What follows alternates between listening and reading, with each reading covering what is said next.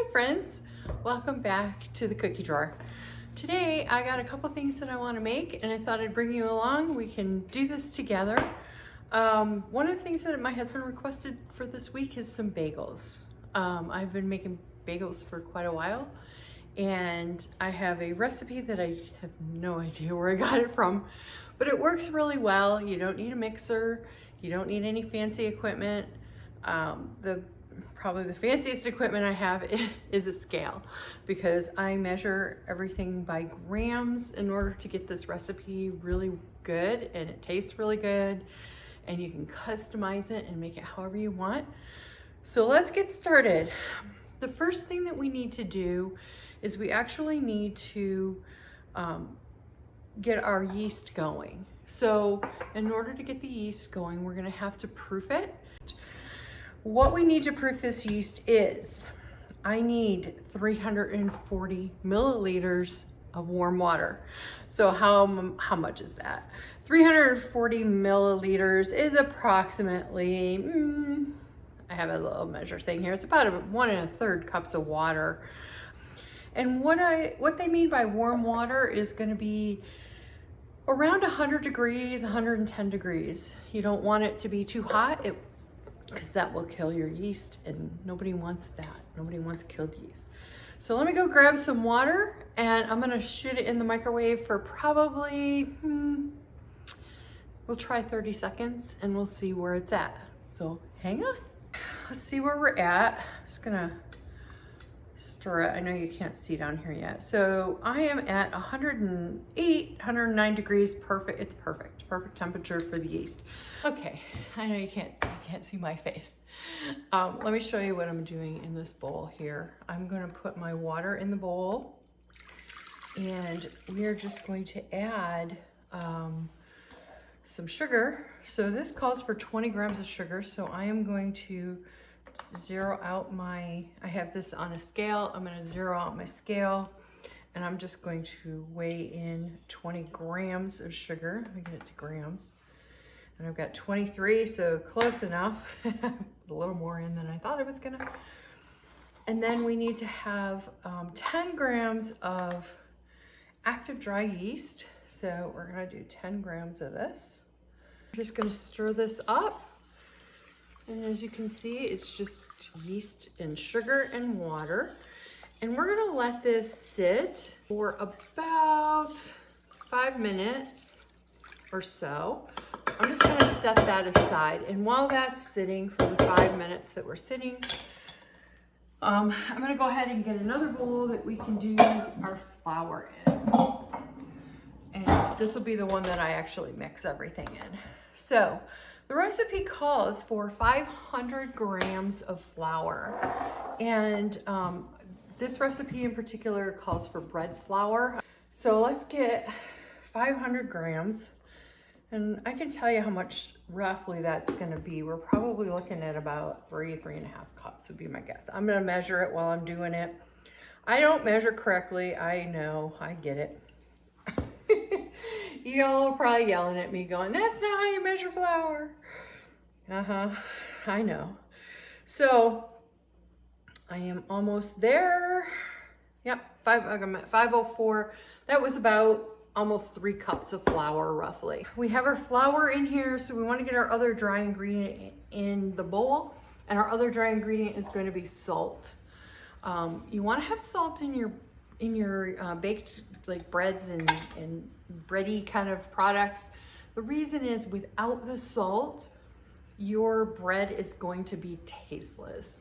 And so don't ask me how I know that, but this calls for 5 grams of salt. 5 grams of salt is not a lot. We're talking about maybe half a teaspoon, quarter to half a teaspoon. Actually, I can measure it out.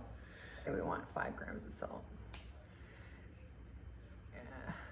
That's a half a teaspoon is 4 grams, so a little over half. So about maybe 3/4 of a teaspoon is 5 grams. I can actually convert this out as best as I can. I'll use Google or something to tell me what is the measurements. So it's been a few minutes now that we've been doing this, and let's take a look at what our yeast mixture is starting to look like, because this doesn't take very long since this is instant yeast. But can you see we're getting these little, this foamy like on the top of it? That means my yeast is active and ready to roll. So let's get, or I'll keep you down here. Let's dump this right in here. And I'm gonna get rid of my scale here. I don't need that anymore. Let me make sure I've got all the little yeasties in here. This smells already delicious, and I just started. All right, let me put my scale away because I don't need that anymore. And all we're gonna do is we are going to make what they call a shaggy dough. And so we're just going to stir this up, and you're gonna see, you're gonna go, oh my gosh, there's not enough liquid, there's too much flour. There's not, I promise, there's not. So we're gonna get this going into kind of a shaggy dough. We want it to kind of do this.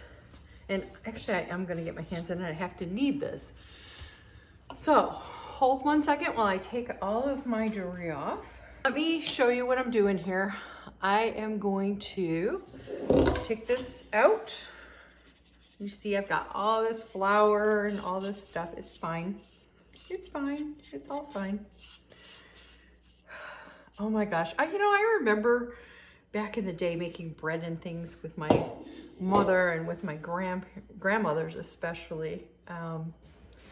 It was so much fun as a kid. As a kid you get to get your hands in, and this is messy and dirty, and my grandmother didn't have any fancy equipment. Neither did my mother. She didn't have a mixer that was built for kneading dough or any making dough, so they used to make it by hand, just like I am. So this is called kneading, right? And all I'm doing is I'm folding the dough, pushing away from myself, folding the dough, pushing away, folding the dough, kind of pushing my heel down into the dough. And you're gonna see right now it still looks pretty dry. It feels a little dry, which is weird. I want to get all this stuff incorporated, but it should loosen up and it will start to get sticky, and then you'll go, oh yeah, because it'll start to incorporate. Right now we're just getting the flour needs to be hydrated. Flour is very dry, especially commercial flour, and so we need to hydrate it. I'm going to just bring this back up here while I continue kneading this as we're going along. So I'm probably gonna knead this dough for roughly 5 minutes or 10 minutes, probably almost 10 minutes. Now, what if you don't want to do that? If you're like, oh no, or I can't do that, it's a lot of work. Maybe you have a disability, or maybe for some reason you just don't want to. You can knead this dough in many other ways, okay? You can use a machine if you have a machine. So the machine I have is a KitchenAid. My KitchenAid struggles a little bit. It shouldn't, but it does. And I know my KitchenAid is old, and I know that there are pieces in my KitchenAid that are made of actual plastic instead of, I don't know why. But there's pieces that are plastic in there, and I don't want to have to get it repaired. It's been repaired once before. So I'm going to hand knead this. I do have a dough, I just bought it, a dough mixer machine. Oh, there goes Jack behind me. He's always in the kitchen. He's always underfoot. I do have a dough machine. I haven't tried it yet. I just took it out of the box. I don't even know how to use it. Maybe we'll use it later on in the week. I usually make bread about once a week. So later in the week, we are going to need more bread. If you're new to bread baking and you don't know what I'm talking about when I say kneading and proofing and all of those terms, proofing your dough means you're letting it rise. Most breads, not all of them, they're all different, but most your standard breads and this bagel dough, we're going to let rise actually twice. So do, you know, a nice little job of rising up. It's gonna double in size. And then once that happens, we're gonna take the dough and we're gonna go ahead and form it into whatever you want. So if you're doing bread, you're gonna form it into your loaves. For this, we're gonna form this into bagels, obviously. And then we're gonna let this doesn't rise very much on the second rise. This only rises for like 10 minutes. It's a very short time. It's about a 30-minute rise on here. So let me bring you down and show you now what my dough looks like, because it looks much different than it did to begin with. Let me pull you down, all right? You see this? Look at that beauty, right? This is nice and smooth. This is all incorporated, right? And it's just continuing. It's about a quarter of a turn, fold it over, push it down. Quarter of a turn, fold it over, push it down.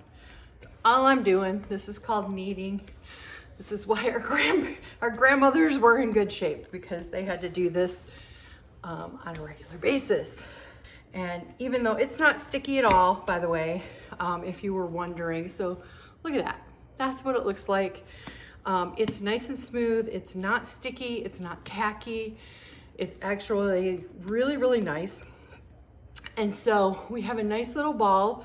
I think this is probably kneaded enough. So what I'm gonna do now is I've got my bowl all set and it's all clean and everything. I'm just gonna put a little bit of oil in here, and I'm just gonna drizzle it. You don't need a ton. I mean, literally I could have just sprayed it in here. This thing, by the way, is pretty genius. I found this from another YouTuber. Look at this, sprays. It's so cool. Anyway, I can link that below as well. I'll link a couple things for you that I'm using today. So all I'm gonna do is I'm actually just gonna put my dough in here and I'm gonna slide it around. I probably put too much oil in here, y'all. I probably should have just sprayed it. It's okay, it's all good, it's gonna be fine. So I am just going to, let me bring you back down, I'm show you, I'm just gonna put, I've got this, you can use a towel, I've got this little dough, this bowl, not dough anything, it's a bowl cover, y'all. I have a bowl cover I'm just gonna put on here, and we're just gonna leave this and we're gonna let this rest for 30 minutes. And once our 30 minutes is up, I'll be back and we will form our bagels. See you in a bit. For this next stage, we're gonna form our bagels, okay? So I have a baking sheet here, and this is parchment paper. I'm just gonna put this on the bottom. Now what I do when I'm making these is I put a little cornmeal on this, and I like it because it keeps it from sticking, and you know, it doesn't taste bad or anything. It tastes nice on the bottom of my bagels. So that's what I do. You don't have to do that. You could actually spray this if you wanted with some cooking spray. I just do it so it doesn't stick, because these do tend to want to stick to the parchment paper.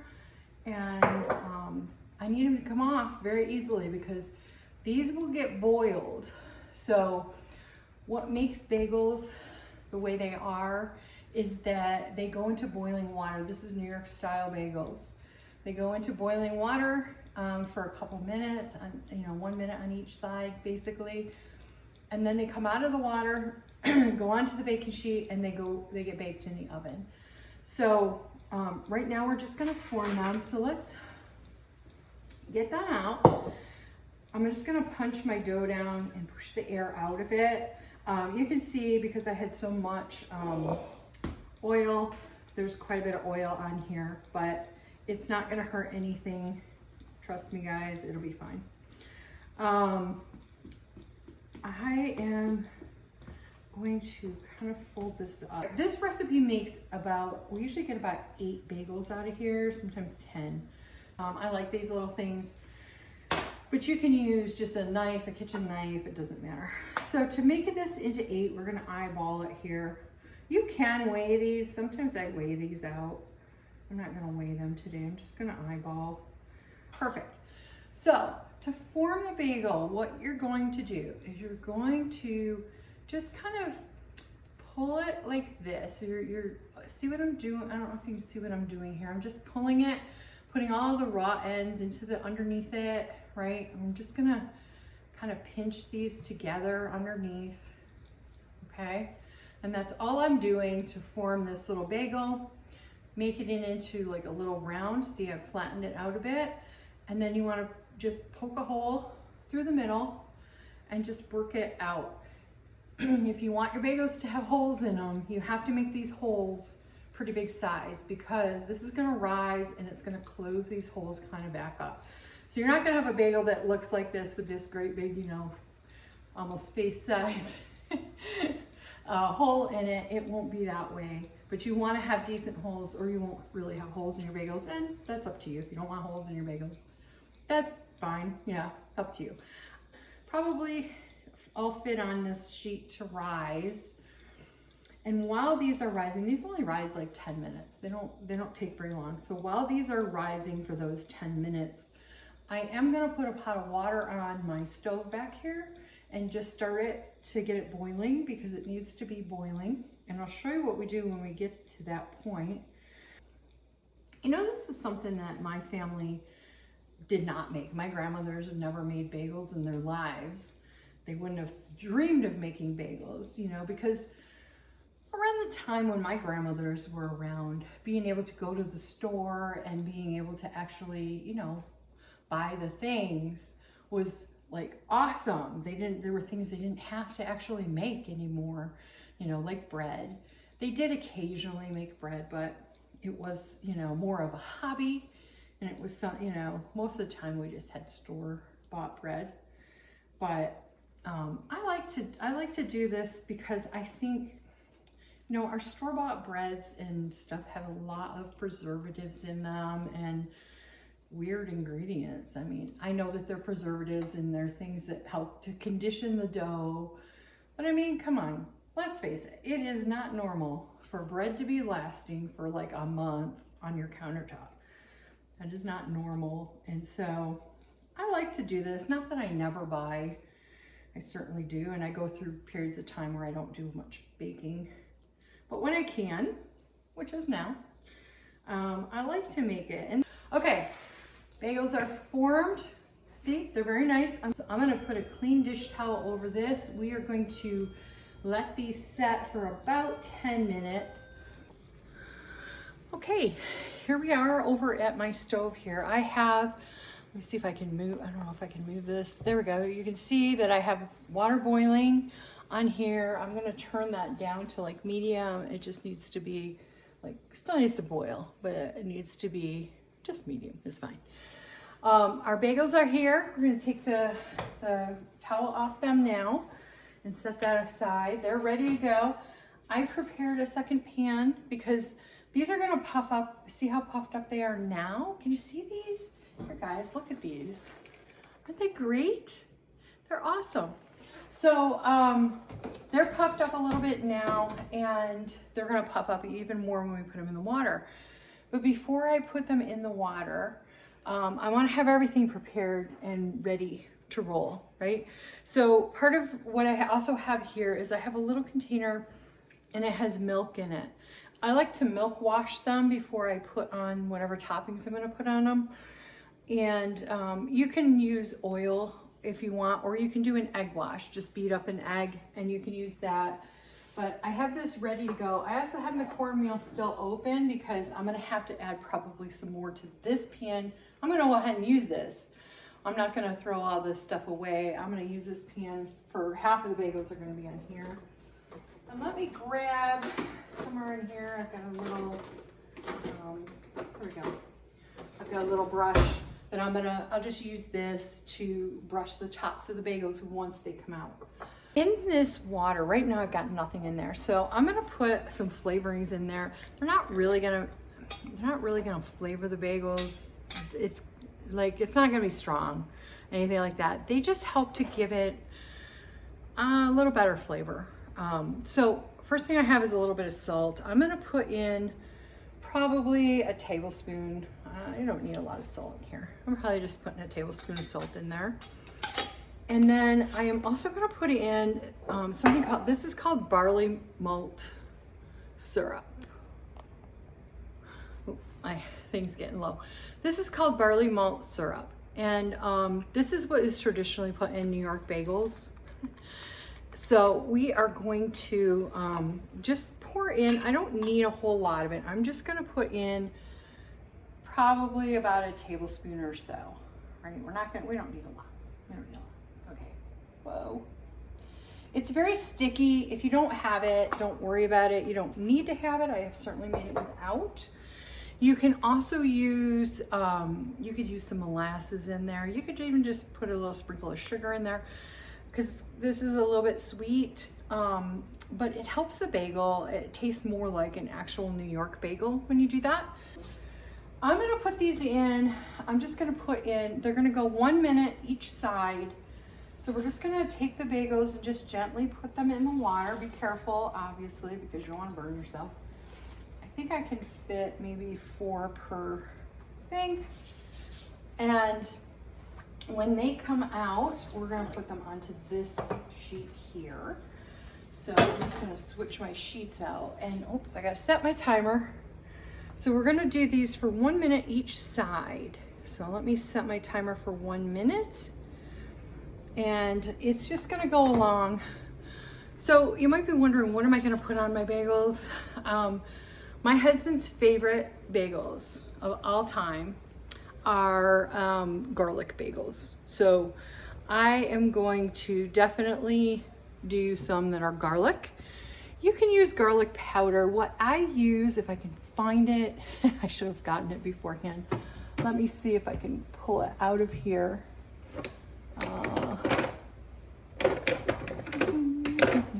You can use everything but the bagel seasoning.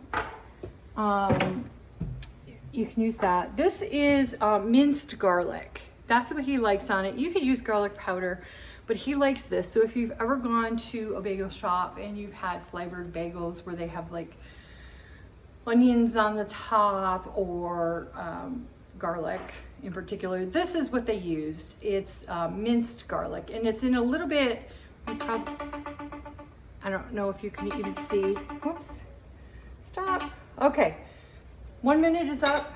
Hang on, hold that thought. We're just gonna flip these over. They need to go on the other side. But these have gotten so big, guys. Look, let me see if I can show you. Look at they puffed right up in there. All right, let's get a whole nother minute on there. Let me set that timer again for 1 minute and start. Okay, so this is just a little coarser than like even granulated garlic. So see if you can see that. It's kind of a coarser garlic, little garlic pieces. So I'm gonna use this on his. Typically I do sesame seed on mine, but I'm not feeling sesame seed today. So I think I'm just gonna leave mine plain. I think I'm just gonna do plain today. Let's pull these ones out. So the first batch is coming out. See how quick this is? This is quick. This part is really quick. If you want to, now I know that these sides aren't as nice looking. I'll probably, let me flip them over so they look nicer because, you know, we want nice looking bagels. So I'm just gonna put 4 on each tray. And as you can see, these are really big. These are like, you know, bakery style bagels, right? These are not, you know, little tiny bagels. Here it is. So with these bagels over here, what we're gonna do is we're just gonna take our brush and we're just gonna use the milk, and I'm just gonna liberally brush the top. This is gonna make it so that the seasonings stick. You could do like everything bagel seasoning. You could actually make sweet bagels. You could do like a cinnamon sugar bagel, something like that. Really, you could do whatever you want. Let's put some garlic on these. And all I'm doing is just sprinkling on the topping. And like I said, you can use the everything but the bagel seasoning that they sell. You could, there's all kinds of different, you get different flavors that you normally would get in the store. you know, there are times that I forgot to turn my oven on. See how I am? All right, let me get the oven turned on. Let me get these out. That would be the first thing we got to do. Let's get these out. They'll be fine. The boiling in the water has kind of stopped them. They're not going to really rise much anymore anyway, and they'll be fine while my, I'm telling you. I have these days. This is real life at my house. If you were looking for like the Barefoot Contessa or somebody who's got it all together, or Julia Child or something, like, this isn't the channel. You are not getting that here, I guarantee it. I'm gonna set my oven for 425. I'm gonna throw these in the oven as soon as the oven is preheated. We're gonna get these baked. They are going to bake for 20 minutes, I think it is.